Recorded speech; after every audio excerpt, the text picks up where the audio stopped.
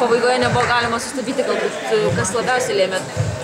Kažkaip, nežinau, iš pradžių buvo gal toks kaip ir jauduliukas, vis tiek 6 varžybas iš eilės praloštos ir galvoju, kažkaip nesavas buvom, bet paskui pasikalbėjom per ilgąją pertrauką, susitarėm, ką darysim, pradėjom bėgti.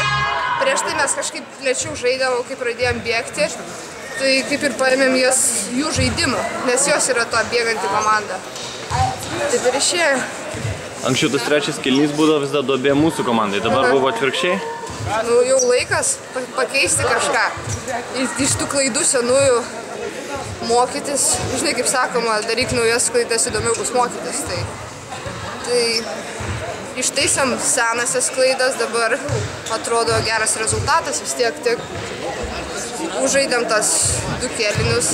Tai, žinai, su gerom nuotaikom išeinam. Tolimi metimai šiandien irgi buvo turbūt labai didelė pagalba, nes netėt krito.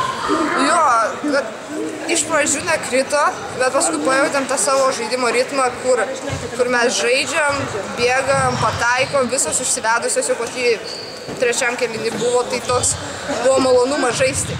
Atrodo, prieš tai irgi gerai žaidėm, bet nesijautė to malonumo, kur ką bedarytum, atrodo, ten eini iš proto aikšteliai. Pergalė reikalinga buvo kaip noras, jūsų pačių žodžiai, tai tas susivedimas toliau skatins eiti toliau. Nu, mes norim patekti į tolimesnį etapą. Ir, kaip sakė, galime pasakyti, kad pasiuntėm visom žinutę, kad lengvai jos į kitą etapą nenueis, kad mes eisim nagais, kad patektume į kitą etapą, o ten jau jeigu viskas bus pagal planą, tai gal kitam etape dar toliau eisim.